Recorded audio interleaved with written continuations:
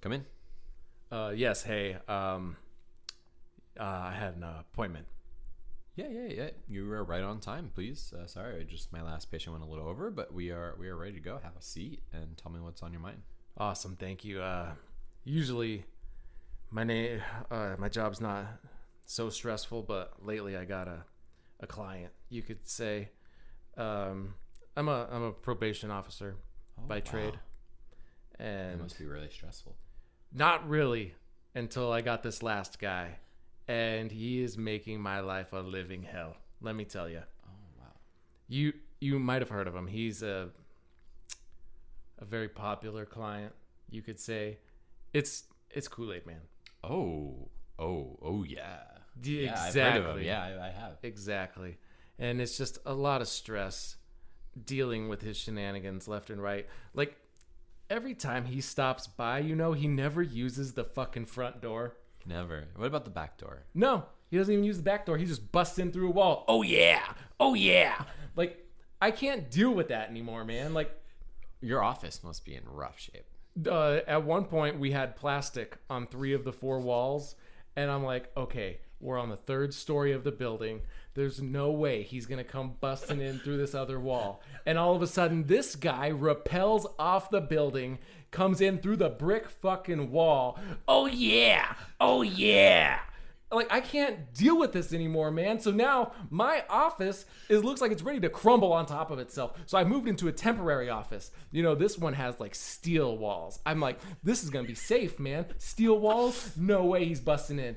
All of a sudden, this motherfucker's got goggles and a blowtorch. And I see a flame shooting in through the wall. And it makes a perfect circle that's shaped of like a pitcher, And then I'm like, no possible way he's doing it. It's probably like a burglar or something, But nope, sure as shit, he kicks down the steel wall. Oh yeah, and I'm like, Kool-Aid Man, you gotta cut this shit out, man. Who's gonna pay for this? I don't know. Like, stop. So okay, easy fix. I asked him to weld the wall back up. He welds it back up. He promises me it's never gonna happen again. At least that's what I thought. So we moved back to my old office in the brick. I'm sorry I'm just ranting here, Doc, but let me just get this off my chest, okay? No, speak your mind. Okay.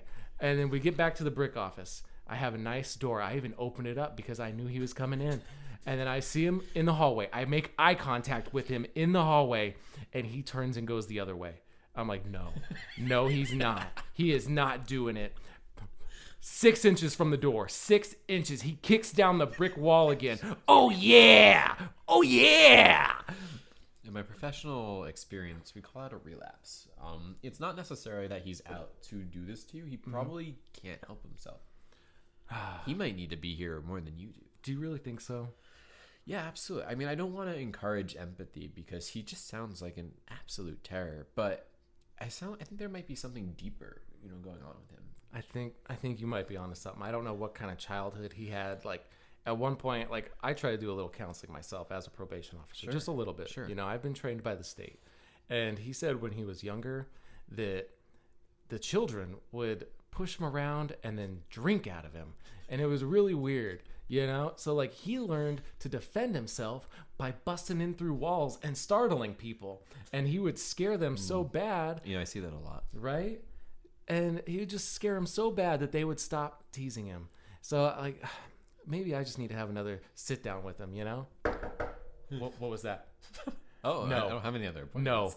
No. Get back. Come in. No, don't. Oh, yeah. Oh, yeah. You son of a bitch. Get out of here. Wait, maybe he should stay. Kool-Aid? Oh, he's gone. Well, okay. Well, the first thing I want you to know is that I will be billing you for that. My insurance lapsed. I don't have it anymore. And if you ask him for insurance, he's like, oh, yeah, I got it. Oh, yeah. And then he never gives you the paperwork for it. Never. We'll figure out. Listen, I never like to put blame back on the victim. Mm-hmm. But as your probation officer, like, are you helping him get on the right path? Is this acts of absolute chaos, him acting out because he doesn't have a stable career or any opportunity? What jobs have you landed? That's part of your job, is to help line opportunities up for him. What have you found for the Kool-Aid Man? Well, it's been a rough ride, let me tell you. The very first gig, I had a connection, and I thought Kool-Aid Man would be great for it, and I was actually working at a bank. And I'm sorry, I just saw him run behind you. I thought he was coming back. oh my god, Sorry, go ahead. oh, tears rolling down my face. And so he worked at this bank, and everything was going great for about a week until one of the tellers was like, "Hey, I'm parched." And then he took it upon himself to kick down the vault door. I don't know how this guy is so strong. He's made of glass and sugary water. I don't know how he's so strong. He kicked down the fucking vault to the bank. And then I guess he figured while he was in there, he'd help himself and started just taking bags of money. He was caught easily. He can't run fast. He's a giant glass pitcher. And he topples over easily. So he was caught within 30 seconds. He actually tripped on the rug. He's like, "Oh no!" And then fucking fell on the ground. His sugary drink falls over. It was white carpet in the bank. It ruined the carpet, you know? And then so we worked through that. I got him another job. And this time it was at an old folks home. And it just got worse. Like, they're all on medication, you know? Like, I knew he was stealing the medication. You could see it floating around in his fucking glass pitcher of a face. Just little pills floating around in there. I'm like, "Are you on something?" His pupils all dilated and shit. No. And like, come on, man, get your shit together. And somebody actually lost their life that day. Who? It was a elderly gentleman of the name of, everyone called him Old Man McMurtleby. And he was trampled that day by Kool-Aid Man. He liked to feed his pigeons by his room window there. And Kool-Aid Man, I guess, made eye contact with him and gave him the old double digits to his eyes, double digits to his eyes. And then that's when it was over. Apparently from the report, there was a scream of, "Oh yeah." And then they heard a loud bang. And then Old Man McMurtleby was sadly killed that day. I think caring less about what you just told me and more about the issue at hand, which is how we're going to pay for my wall. I think we need to maybe embrace the energy that Kool-Aid Man is just drowning in, and he's trying to tear down walls. Mm-hmm.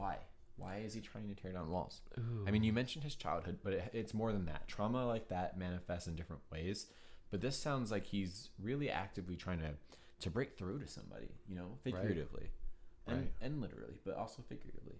Right. Who could he be reaching out to? Like, honestly, I think we're digging too deep here, Doc, because I grabbed his iPad the other day that he keeps in his back pocket because he's huge, so he has an iPad. And he's got the tunes on there, you know. And he has one song on his playlist that's on repeat. And it's that song, that's totally Break On Through to the Other Side by The Doors, just constantly playing. And I think he's just a menace to society. Oh my God, not again. Come in. I see him out there. I see him. It's just a little glint. I see you out there, Kool-Aid guy. Oh yeah, no. All right, and that's gonna wrap it up for Nat1 Presents Podcast, the episode of PTSD&D. Thanks for stopping by, and be sure to check out our website that Nate has built. It's awesome. I love it. It's beautiful. Nat1presents.com.